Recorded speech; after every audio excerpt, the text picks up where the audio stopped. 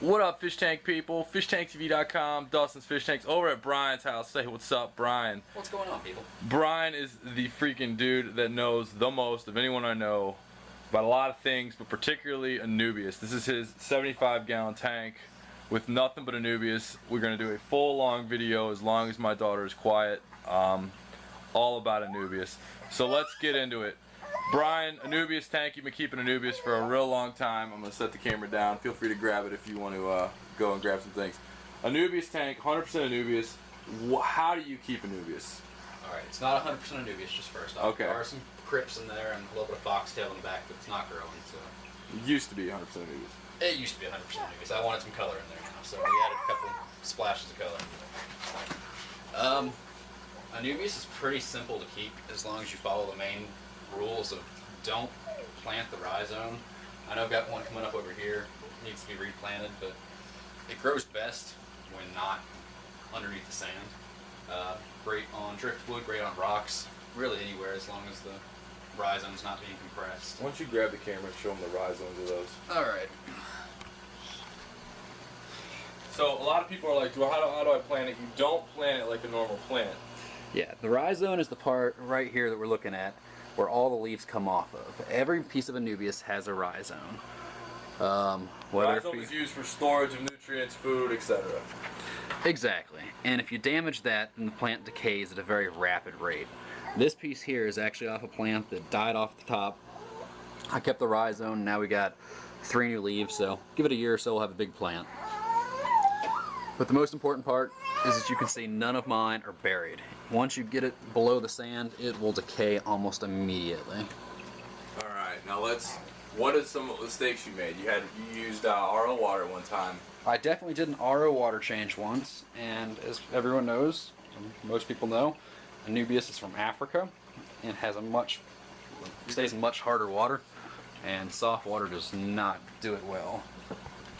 So, word of advice, don't use RO water. That's just a really bad idea waiting to happen.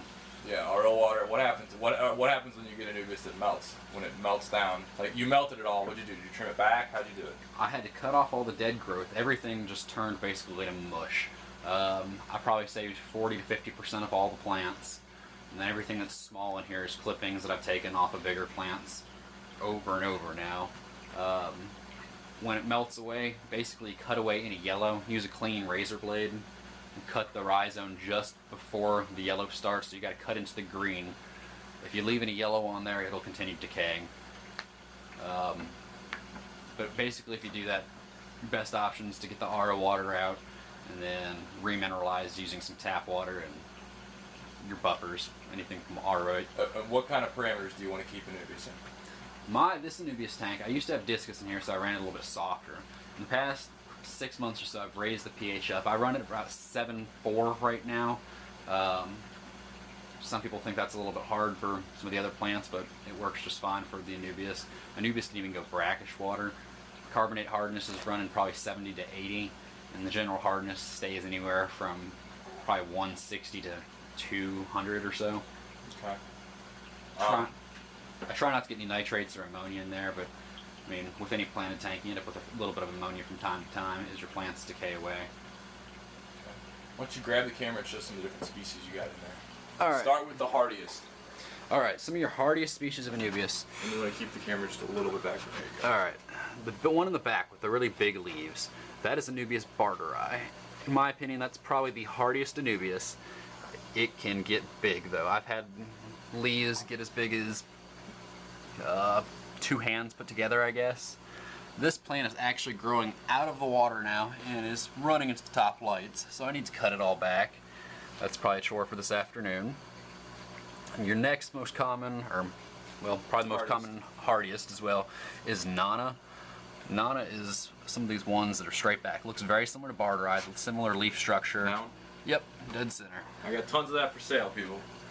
We have Nana there. There's also some Nana species in the bottom here. That's what was flowering on Steve's tank a couple videos back. I wish y'all could come over a week or so ago. I had 3 or 4 flowers. I actually just cut them out. Must have been something in the water. That's crazy. I had Anubias Bangkok in here, but I actually lost it, which was really disappointing. What was Bangkok like? has a perpendicular triangle leaf. It's the most impressive piece of Anubias I've ever had, but I had a rock land on the base of it and it submerged it for a couple days while I was out of town and came back and it melted. What about Congensis, Fraser Eye, and all that? What's the long... Alright, Congensis, the base of the plant basically grows from the sand. This is not Congensis. This is either Fraser Eye or Lancelotta. I think that one's Fraser Eye. I just got rid of some of my more spear-shaped species. This is terrible, but I'm blanking on this one here. Give me a minute and I'll think about it for you. It's not Hostifolia. I've had so many different species in this tank now and got rid of a bunch of them that I'm starting to lose some of them. Basically, this is the tank. Like, most important thing that we've been saying all along, none of the rhizomes are planted. Keep your water parameters a little bit high. Your pH doesn't need to be at 6. That'll absolutely melt it. When you get leaves that are starting to die off, such as this one, I like to leave them there until they turn completely yellow and even start to decay away just a little bit, then I cut them off. If there's still some green in them, then if you cut them off, you lose all that extra nutrient. As the leaf starts to die away, all the nutrient basically just stops going into it, and the nutrient from the leaf goes back to the plant itself. But you do want to pull them out once they turn yellow and kind of feathery. This leaf over here, as you can see, has got some holes in it. That's okay. I've had that piece in there for probably 4 or 5 years now. This same leaf structure.